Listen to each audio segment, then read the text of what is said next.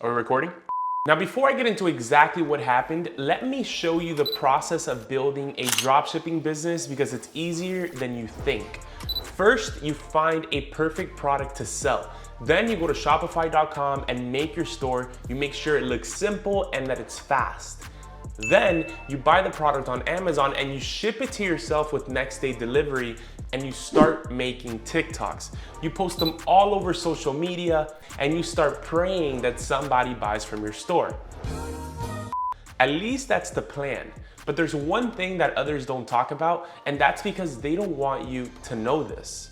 One day I was scrolling through my TikTok and I came across this product that was going super viral. It was a migraine relief cap. And I wondered why I was getting millions of views and why everyone was commenting things like, I need to buy this, I want it so bad, I want one. And really the reason why people were loving this product so much is because it's a problem-solving product, and one that solves a problem that literally everyone in the world has, which are headaches, right? So the market size for a product like this is literally everyone.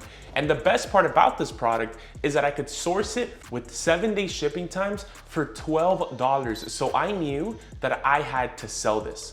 I also knew there was a lot of money to be made considering there were so many competitors on TikTok, and I knew that I could do it better. And so now that I found my winning product, it was part for step 2, which is building the store. I went on Shopify.com and I got started on my store. Now, for a store like this, I typically like a one product store, something that looks simple, that loads quickly and will convert. So here's how the store looked. So it's a very, very simple store. It's a single product store with bundles, product images, reviews, right? Now we're gonna hide the logo here because the store is actually still active. But really in stores, I like to use 2 colors, white and a theme color, and then just base everything off of that. And so now the website was done and it was time to get customers. So the plan here was to make 10 to 15 TikToks and then start running ads immediately. You know, some people like to grow their store organically, hoping they go viral on TikTok, but that takes too long since it's too dependent on the TikTok algorithm. When you're running ads, you're paying to get in front of people, so you test the product and see whether it's going to sell or not really quickly, right? Now here's one of the ads that I made. And really all the others are variations of this, right? So the TikToks were essentially my own version of what was already working for someone else. And after the TikToks were done, it was time to spend some money on ads. Whenever I test a product, I always start with a CBO campaign at $100 a day with 5 ad groups and 5 creatives for each ad group. And then what I do is that I run these ads for 24 to 48 hours and then see how it goes. With this product, after running the ads for 24 hours and spending $100, the store had done $400 in sales, $100 spent on ads, $107 spent in inventory, and $130 in profit, which was a 32% margin literally on day 1. By day 4, I was able to get to about $2,000 a day and keep this going pretty consistently. And it was around this point that it happened. On the 2nd week of selling this product, someone came to my door. I woke up in the morning at my desk like I usually do. I woke up my computer, I woke up my phone, I woke up the camera, and I checked my sales. Phew, I could keep the Lambo another month. At around 2 p.m., I got a knock on my door from FedEx, handing me an envelope. Now, a few months back, I had gotten one of these, so I was a little bit sus, but I tried to keep it cool. All right, let's take a look at this. Is the owner of the trade name and trademarks.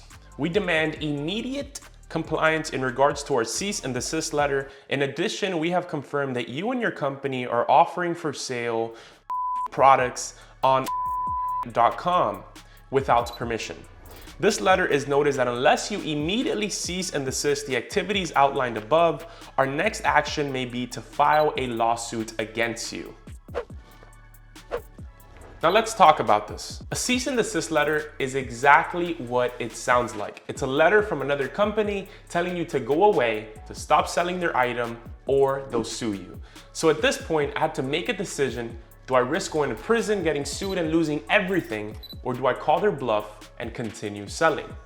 Let's just say we kept selling. What? I didn't hear anything. Throughout the lifetime of any e-commerce seller, you're gonna get a cease and desist order at one point or another.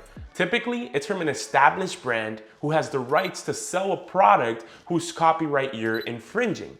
But the bottom line is that usually you won't get one unless you have grown too big. And this migraine cap store was a store that I had made a few weeks ago, and so that was a huge red flag for me. Even if this product was infringing some copyright, it wasn't big enough to get noticed by the big players, so I couldn't be getting this yet. So what I did was that I started digging deeper. The first thing that I did was that I looked up the company that supposedly held the rights for this product. There was nothing on the internet about this company at all. And then it got even sketchier. The next thing that I did was that I called the law firm that sent me the letter and I asked them about the case. I gave them the case number and they had no idea who I was, which means that there was only one explanation to what was happening. And the explanation was that this was a fake letter being used as a way to manipulate the competition and scare them off the market. And believe it or not, this happens a lot more often than you think. Because unfortunately, we live in a world where the competition is fierce and they'll do things like this all the time to get beginners off of the market. So if you ever get one of these letters, how do you know if it's serious or not, and what should you do? And again, this is not legal advice, this is just what I do. Typically, I ignore the first letter. By the second or third letter, I start paying attention. Then I look into the law firm that sent it, the company that holds the rights, and I'll call them and see what they want. A lot of times, these letters are being sent automatically by law firms because some companies paying them a fixed monthly fee to basically scare off competitors with strongly worded letters, right? So sometimes the letters may not even apply to you and you might have gotten it by mistake. Other times they do apply to you and you are selling something that you shouldn't. And then what you do is you just ask them to let you sell out of inventory. You have a couple hundred units left and then you're done. Or you try and figure out what it is exactly that they want. And again, this is not legal advice. This is just what I do. And you should consult with a lawyer if you think that you're getting sued or something. Now let's go over why this store grew so fast. What I did in this store could have been done by anyone. Dropshipping is really one of the biggest opportunities for anyone wanting to start their own online business without spending a lot of money or having to go through a lot of risk. Now, what creates a successful dropshipping store is the combination of the right item, the right presentation of the item or the store, and the right marketing strategy.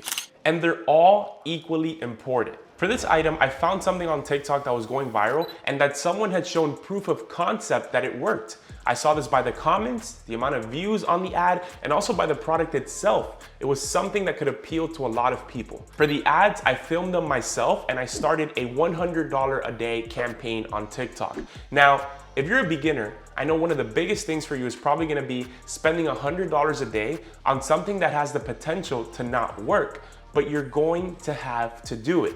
Even if you want to start with $50 a day, that's okay. Or maybe if you're super scared, you could start with organic TikToks, but the chances of that succeeding are just much less. Now, you saw the potential of what could be done with dropshipping and what to do when your competitors try to throw you in jail. Now, if you want to see a video where I choose the product together with you, make the store, and run ads, click on this video here to see how far I got in a brand new store in just 5 days. Thanks for watching, subscribe for weekly videos, and I'll see you on the next one.